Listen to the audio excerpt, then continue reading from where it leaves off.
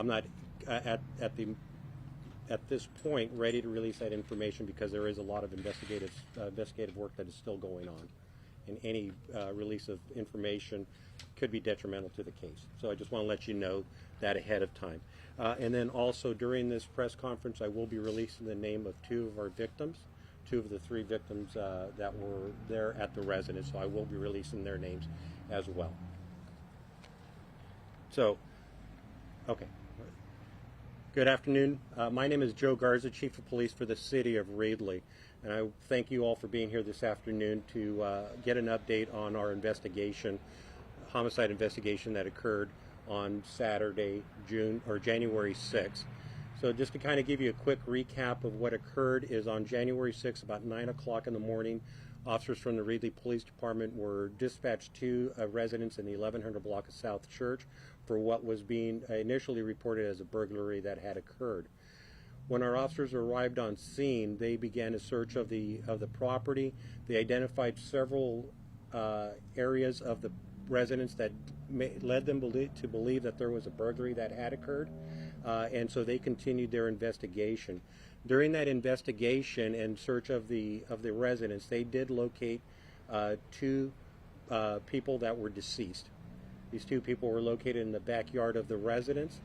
At that time, our investigators were contacted, our criminal investigators from the police department, along with our crime scene investigators, and also we requested the assistance of the Fresno County Sheriff's Department's crime scene lab as well to come out and to assist in this investigation. As we were processing the scene for any evidence, we located a third body that was there on the property. The two first bodies that were located, one was initially identified as an elderly white male adult. That person has now officially been confirmed as Billy Bonds. He is 81 and a resident of Reedley. The second person that was located initially was described as a Hispanic female adult, and that female adult has now been officially identified as Guadalupe Bonds, 44, that was living at that residence also. The third person who was located, third victim that was located at that residence, we believe we know who that person is. However, they have not been officially identified, so we will be withholding that information until further notice, until we have been officially notified by the Fresno Coroner's Office, and that we've had ample opportunity to notify family if necessary. During the investigation, officers did see signs of foul play, that were injuries that were consistent with foul play on the bodies of the victims. At this point, we are not releasing the actual cause of death and any injuries that were sustained by the victims because we are still waiting for the coroner's office to have an opportunity to examine the bodies and be able to provide us with that information so we can accurately report that out. It is anticipated that Thursday will be the date that the autopsy will be conducted. So we will be holding off until then.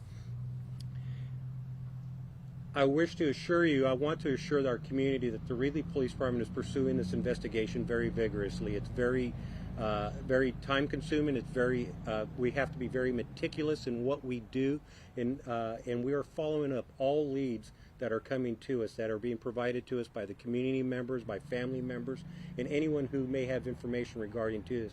However, we still continue to ask the community to provide us with information. In regards to, there were 4 people that we believe that lived at that residence. The fourth person who has not been contacted or has been found yet is a Matthew Bonds. He's in his mid-30s. He was living at that residence, and we have not been able to contact. And I am sorry, he is in his mid-40s. 43-year-old Matthew Bonds. His whereabouts are unknown at this time. I know the family members have been trying to reach out to them. Our investigators have been trying to reach out to him, but yet his whereabouts are unknown. I am very concerned for Matthew because of his residency, that he lived there at that residence, and then also that he has health issues that have been reported to us. So my concern for Matthew's well-being is one of our top priorities as well. So if anyone has any information, if Matthew is watching this, please contact the Reedley Police Department. I know your family is very concerned for you, and so we want to be able to speak to you, because obviously you could have some insight into what occurred at that residence. So we just ask the public to help us out in that area. I know some of the family is here, and I want to send out my heartfelt condolences to the family. I did have an opportunity to speak to them prior to this press conference and offered my condolences, and also offered my assurances that we will bring somebody to justice. This is not a crime that will go unpunished. We will work tirelessly day in and day out until we find the person responsible, or persons responsible, for this heinous crime. The family needs closure, and justice will be served. To our community, rest assured, we are here to protect you. We are doing everything to ensure that this person or persons that committed this crime are caught. Your safety is our concern, and we will do everything possible to ensure that that person or persons are apprehended soon. At this point, I would just ask the community that if they do have any information, there are they can either contact the police department at 637-4250 directly and ask to speak to one of our investigators, or we have 2 tip lines that are available in English and in Spanish. And any information in your name that is provided, if you wish it to remain anonymous, it will remain anonymous.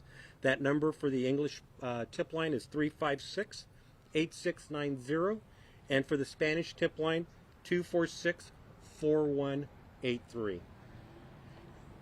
At this point, that is all the information that we have.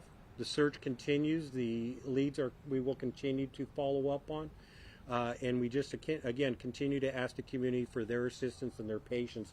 Understand that this is a very meticulous investigation. Any homicides that occur are very meticulous in nature, and we want to ensure that we are doing everything and getting all the information correctly. And we will be releasing further information as soon as we are able to confirm that information. We do not work particularly or just on speculation or on rumors. We work directly on actual information. And I do apologize for the siren in the background.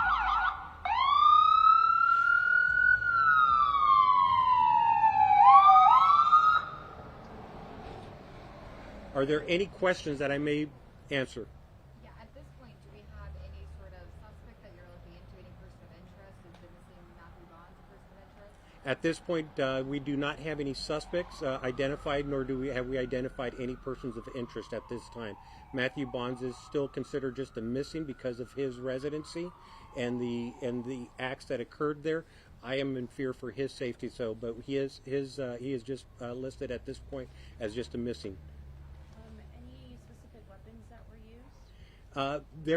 The used? cause of death were caused, we're not 100% sure on what actually caused it, but we do know that there were weapons involved.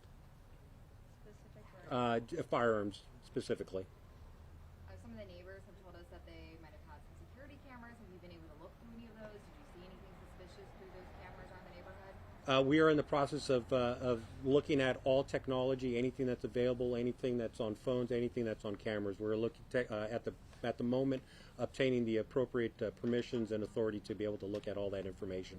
And the family did tell us that the additional third victim was also found in the backyard. Can you explain to us a little bit more about why maybe that body might have been missed the first time investigators went through the crime scene? Initially, when the officers went they focused because it was an initial burglary, so we were investigating a burglary, not necessarily a homicide. So as the officers were searching, they did see a tarp that was in the back, and they did locate the 2 initial bodies. And then again, as the search continued into the backyard, because now that became a focus of our attention as well, not just the interior of the residence, then we found the 3rd body. How long between finding the first 2 to the 3rd? Oh, I don't know that number. I don't know that time exactly. Are you guys concerned that there's someone out there who can commit some sort of same crime at another home if it's a suspected burglary at this point? Well, there's always a possibility for everything at this point. You know, that's why we asked our community to continue to be very vigilant in everything. You know, please report any suspicious activity that is occurring in your area, your neighborhood area. So, you know, the possibilities absolutely. You know, but we just absolutely just ask our community to be very vigilant. Chief, initially this was, thought of as being a burglary. At this point, with the investigation going on, with the information you have now, does it still look like there were signs of forced injury, that this was somebody who might have known their way around the house, or does it look like it was more so random? No, this is we are investigating this as a burglary as well. Obviously, that is the secondary issue in all this, but that ties into the homicides as well. So we are investigating them all together to be able to tie all the pieces together. And I believe on Saturday when this was first happening, you mentioned something in your press release or in the interviews about a safe, guns, stuff like that. Did that look like it was broken into, or somebody might have had the combination to get in? At this time, what I'm releasing and what I'm going to be putting out to the community or to the press is that the safe was opened, and that the safe was what we believe to have contained various firearms was empty when we came on scene. Can you confirm if any money was stolen from the That we don't know. We're assuming that there was money and other property that was taken. Was the third body found in a hole, you said, with the tarp over it? No, that the two initial bodies that we found, the two initial victims that we found were found underneath a tarp. The third body was not underneath that tarp. Was the tarp covering a hole? I'm sorry? Was a hole that was dug up on the No, ground? no. Okay. And were they found behind by the orange tree, or where exactly? How did you To the back of the property, to the back of that and then backyard. You said the third body, how was that one found again? That one was found in a subsequent search of the backyard, because again, our initial investigation was that it was a burglary, and we were investigating a burglary. We really didn't have any need to be in the backyard because we were initially focused on the burglary of the residence. But when those other two bodies were located, two other victims were located, that just kind of increased our search radius. Was anything stolen or not? We don't know. We don't know what was stolen at this point. And it appears the house appears to have had a visible bullet hole on, when you look at it, the left side of the screen door. Was that recent, or are you aware of that? I am not aware of that, no. So just to confirm, the two bodies that were found initially inside a hole in the backyard, but not inside of it. Is that the information that The two were in the backyard. We're in the backyard. Yeah. What's the next step here for your department?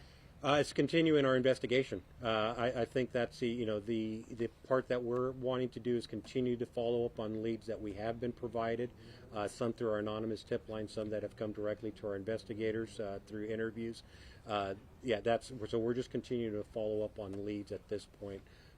So that's our next step. And then once we're able to identify and get a little bit deeper into the investigation, be able to identify suspects and/or suspects, that's hopefully what we're wanting to get to. I saw caution tape on the neighbor's house. Was that part of the crime scene as well? Yes.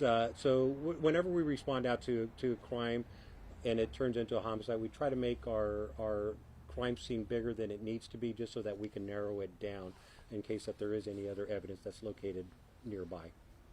There were reports of someone possibly on the roof the morning of.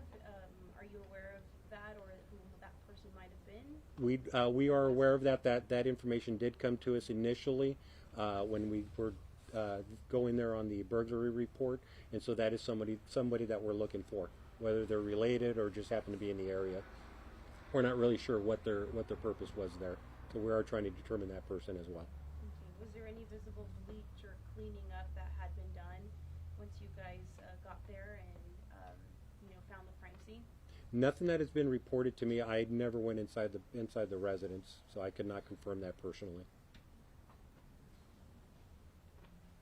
Do you have any additional information about Matthew Bonds that could help the public with identifying him, such as a vehicle that he might be in? We are not familiar with any or aware of any vehicles that he may be with. We did release a photograph of Matthew to the media over yesterday, and so that is the information that we have at this point. Like I said, we are depending on our community and family to, if they do find him or see him, to please contact us immediately. Is he likely to be in Reedley? Is there any areas he might frequent that the family is looking about? We are searching the different areas that the family has told us that he that he could frequent, and all those areas have been searched and canvassed, and we have not been able to locate him at those areas. Are any of the vehicles missing from that home? Not that I'm aware of. Are you asking assistance of other agencies at this point, or is Reedley taking this on? No, we have obviously and first of all, I want to thank Lisa Smetkamp, our DA. She's had one of her DAs, an investigator, out assisting us in this investigation. Sheriff Zanoni has offered his assistance.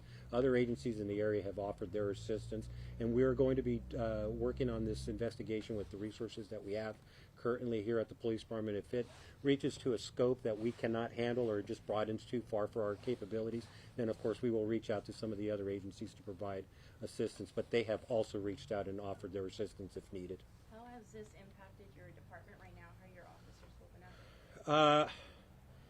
Like anything, death is not an easy thing to deal with, especially in a homicide, especially when there's violence involved.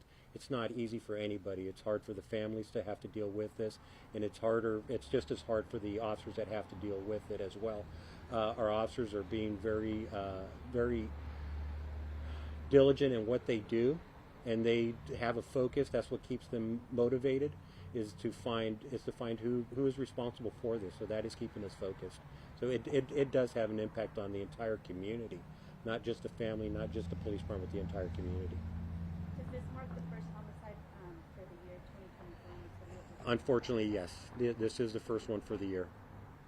First homicide that obviously has 3 victims in it.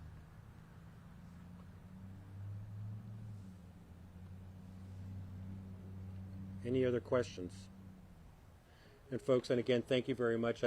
And we will do more group